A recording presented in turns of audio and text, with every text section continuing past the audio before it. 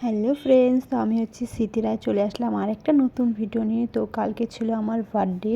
তো আমি সারাদিন কি করি, কিভাবে কাটলাম, চলো তোমাদের সাথে শেয়ার করি। যেহেতু আমি মাসির বাড়িতে আছি, তো সকালবেলা উঠে স্নান করে চলে গেছি ঠাকুর ঘরে, ঠাকুরকে প্রণাম করে নিয়ে চলে আসলাম।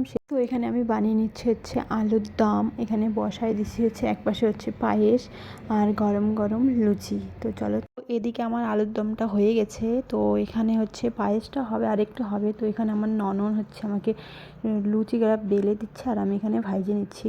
তুমি যে কোনো কাজ করো না কেন, সেখানে যদি তোমাকে কেউ হেল্প করে বা সবাই মিলে যদি কাজটা করি, কাজটা কিন্তু খুব তাড়াতাড়ি হয় আর সবাই মিলেমিশে কাজ করলে কিন্তু ভালোই লাগে। আমাদের এখানে সব কিছু রেডি হয়ে গেছে। তো এখন হচ্ছে আমি একটু গেলাম ঘরে রেডি হতে।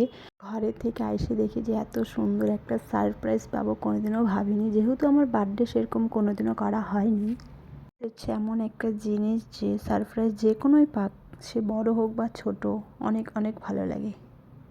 আমরা মেয়ে মানুষেরা হচ্ছে ছোট ছোট জিনিসেই অনেক খুশি হয়ে যাই, চাই না আমাদের বড় সে কোনো গিফট লাগবে বা কোথাও ঘুরতে নিয়ে যেতে। এরকম ছোট ছোট সারপ্রাইজ পেলে কিন্তু অনেক খুশি হয়ে যাই।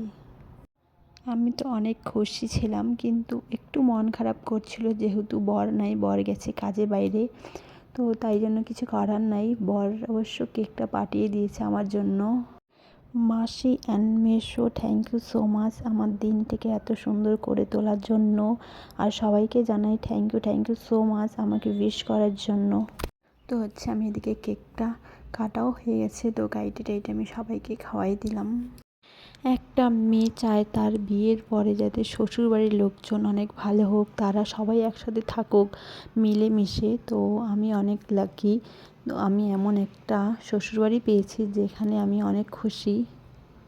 আমি আমার বার্থডে ব্লগটা এখানেই শেষ করতেছি। অবশ্যই আমার পেজটিকে ফলো করে দিয়ে সবাই টাটা।